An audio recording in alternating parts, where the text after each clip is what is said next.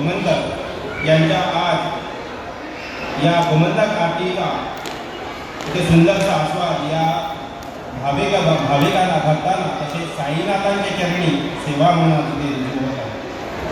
शेवटच्या गजराने आज इथे या घुमट आरतीची सांगता होत आहे.